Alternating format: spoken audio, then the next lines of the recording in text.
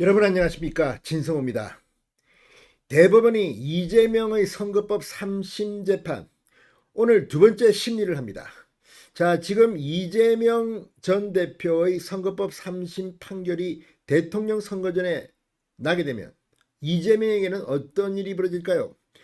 자, 지금 김어준이 사실상 지령을 내리는 듯 음모론을 제기하기 시작했습니다.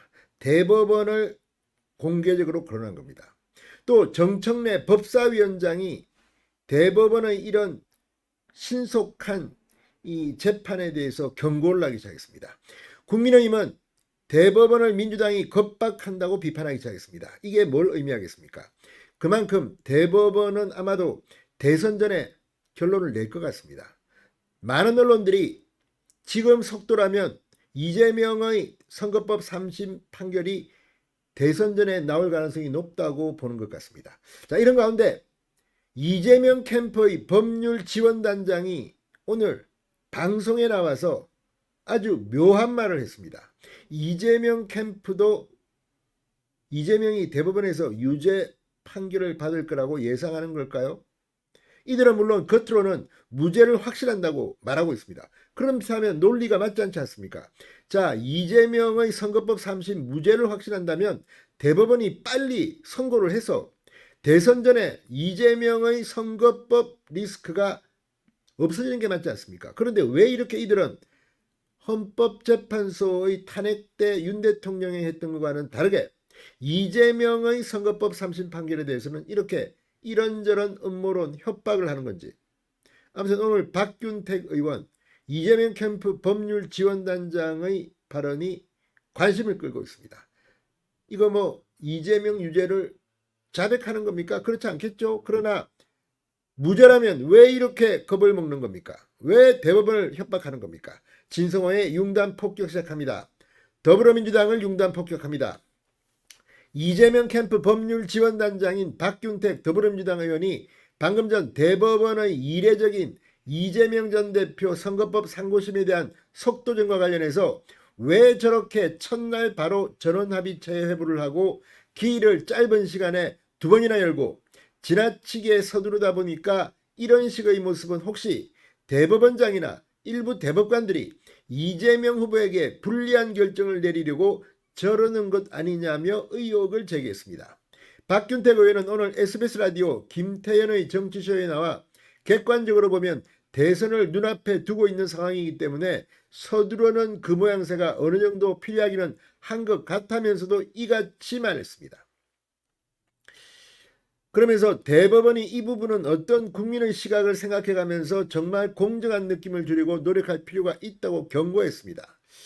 자, 지금 민주당 의원들은 6월 3일 대통령 선거 이전에 대법원 판결이 나오면 무죄일 거라고 자신한다. 뭐 박범계, 박균택 다 이렇게 말하고 있습니다만 대법원이 빨리 심리를 하니까 이제 겁박을 하는 것 같습니다. 이게 바로 그들의 정책 아닌가 싶습니다. 자, 그런데 중요한 것은 지금 대법원의 구성입니다.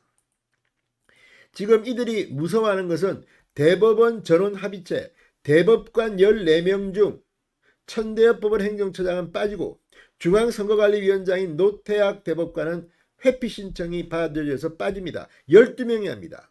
그런데 그 12명의 판결 성향을 보면 이홍구, 오경미 두 사람, 문재인 대통령 시절에 임명된 두 사람은 진보 성향으로 분류됩니다. 그리고 지금 나머지 10명은 모두 다 윤석열 대통령이 임명했거나 한덕수 권한대행이 임명했습니다. 마영주 대법관은 한덕수 대행이 했고 나머지는 전부 다 윤석열 대통령이 임명한 사람들. 이들은 중도 혹은 보수로 분류됩니다.